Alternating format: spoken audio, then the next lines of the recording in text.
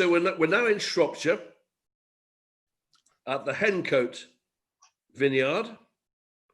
So this wine is, well, it's Serval, 65% Sauvignon Blanc, 35% Pinot Noir. So, you know, it's got one of the great sort of champagne grapes in there.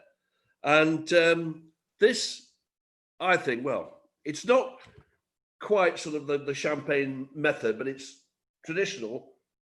Well, Charlie, I think the point about this is it's another example, just like with one of the wines that Kieron made yesterday. That's lovely. As long as you, if you don't like Sauvignon Blanc very much, put something like Pinot Noir with it, and it creates a really tremendous partnership. Because I can taste that slightly lifted acidity of Sauvignon Blanc here. I can taste that very slightly. I mean, it's an apple peely, lemon zesty. Yeah. But it's also, funnily enough, I say this with great fondness for Sauvignon Blanc. There's something slightly muddy and dusty and dirty about the end flavor of Sauvignon Blanc. But I don't think that matters, particularly when you blend it with something like Pinot Noir, and particularly when you make sparkling wine, and therefore you've got all that yeast character. Because when you make a sparkling wine, the wine might be in contact with the yeast for 1 year, 2 years, 3 years, 4 years, 5 years, and the yeast is decomposing all the time and turning into this wonderful bread crusty, creamy, nutty flavored sort of stuff, which flavors the wine. Now, I must say, I tasted this wine, not been quite sure because I don't know this wine, not been quite sure what to get, and I'm absolutely delighted because it's Ronseal. It's exactly what it says on the tin. I can taste the Sauvignon, but I can taste the way the Pinot Noir has wrapped it round. And this is, I think this Hencote is a really interesting idea because Shropshire, well, you think, hang on, isn't it a bit wet over there? Well, mostly it is a bit wet from sort of Liverpool down to Bristol. Yes, it is. But there are patches which aren't, because if you look at the Cambrian mountains, the Welsh mountains, it's a rain shadow. And basically there are bits there's a bit in Denbigh, there's a bit in Montgomery, there are bits in Shropshire, there are Worcestershire. The Vale of Evesham is one of the most famous places to grow things in the whole of England. Monmouthshire, you can produce beautiful wines in Monmouth because there are enough patches where it doesn't rain and you get more sun. Now, Wroxeter, which is just 2 or 3 miles south of here at Shrewsbury, the Romans had a vineyard there 2,000 years ago, and Wroxeter famously is supposed to have 15% more sunshine and about 20% less rain than people only a few miles away. Now, Hencote may also be benefiting from that. But we definitely give this one a hit, don't we? I think this is areas in the west of England. I think that these rain shadows and these local climates are tremendously important, and the Welsh find that as well. I think this is. I know time is getting on, but I'm really interested to get your view on Sauvignon Blanc versus, if you can do a versus, Chardonnay, Pinot Noir, Pinot Meunier, because we're seeing a great expansion of English wine at the moment. It's a truly exciting time to be in English wine. Yeah. But I just wonder whether or not we're missing a trick with Sauvignon Blanc. Well, nobody's planting Sauvignon Blanc. No. I mean, basically, if you say what's everyone planting, they're planting Chardonnay, Pinot Noir, Pinot Meunier, and Bacchus.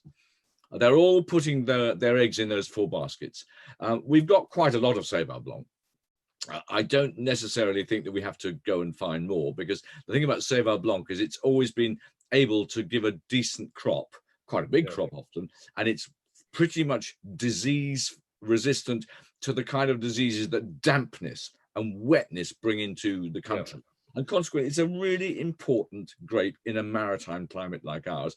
But as climate changes, hey, I'm not saying we're going to get drier, because we're going to have more storms. We're going to have more rain in more concentrated forms than we've actually ever had in the past. So it's going to end up being a bit like Colombard, isn't it? That's sort of the filler, the French filler grape. But see, Colombard's a fantastic grape. But absolutely, I agree. Yeah, it's a delicious grape. But I think that I wouldn't really push the boat out saying we've got to have more Sauvignon Blanc. I don't think we do. But I would say to those people, you know, there are wine geeks and wine buffs and wine snobs, to be honest, who say, oh God, I can smell the Sauvignon Blanc. And I'm saying, I'm delighted you can. If you don't like it, don't bloody buy it. Go and buy what your Chardonnay and your Pinot. Yeah, absolutely. Great stuff. Sauvignon Blanc has got a place in our market.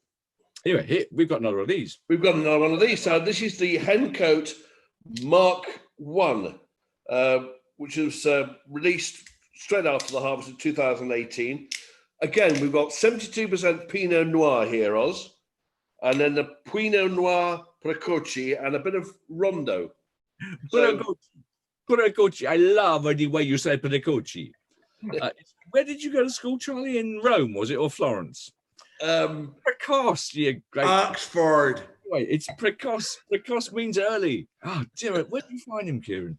I think that the 72 Pinot Noir is great, but the really important point here is the Pinot Noir Precoce, which is I can't remember what it's called, Frauburgunder or something from Germany. Ripe. It's basically sort of Pinot Noir, but it's got a bit more color, which is important in England, where you often don't get enough color, and it ripens earlier, I think, and it's got a slightly earthier taste. So in other words, it's not so beautiful as Pinot Noir, but it's the same old, the Sauvignon Blanc thing. Yeah. Blend it with something else, and it works really well. Now, hey, we've got 8% Rondo here. Rondo is a great, but if you over ripen it, if you bash it about and you shove it in an oak barrel and press the life out of it, it makes a wine which is undrinkable. But if you treat it gently, it's a wine which has got a reasonable amount of color. It's got tons of color if you let it. It's a sort of Tanturia. It's got, I think it's got Kieron. It's got red juice, isn't it? No, it hasn't. But Rondo, if treated correctly, can produce wonderful wine. But as you said, if you bash it to smithereens, it produces something which isn't particularly nice. But it's all about, again, it's all about looking after the fruit. Yeah. As a winemaker, it's all about looking after the fruit and doing the best you can with the fruit every single time. And Rondo will give you a decent coloured wine in Derbyshire. It's ultimately, I'm sure these guys of Hencote have used it as a blending tool. But it doesn't always have to be. It's all about the year itself. So Rondo treated nicely can be fantastic. But I think in the last couple of great color. I think the last couple of years we've seen, particularly probably since about 17, 18, we've seen a lot of people saying, let's stop trying to make a deep, dark red out of Rondo. Let's make something gentler and milder. And it's showing, along with its friend Regent. These are Regent, I believe it's called, but we call it Regent because that's how we pronounce it. Again, going back to those beautiful rosés, it makes a very nice rosé, very nice red currant, very nice black currant, curranty flavor rosé. I mean, that's perfect for what it's for. So true. Rondo makes lovely rosé, and I really hope that in the next year or two we're going to find people all over England saying, I'm not going to drink foreign rosé anymore because we make such wonderful rosé in this country. Yeah, we're going to drink English rosé and English Pinot Noir, because I think that's a great glass of wine. It's a great glass of wine, but if it was just Pinot Noir, it wouldn't be so good. Absolutely, I think that the winemaker's been very clever here, just adding a few different blends and so on. You've got right. So well, that is actually our sixth and final wine for this evening. So I think this is our second show. We've got another one next Saturday where we're going to romp around again and gallop through some wines, Oz. So Kieron, thank you very much for your insights of winemaking. Oz, as ever, fantastic. And let's all be safe and remain forever thirsty. Cheers, lads. Forever thirsty. See you, fellas. Cheers.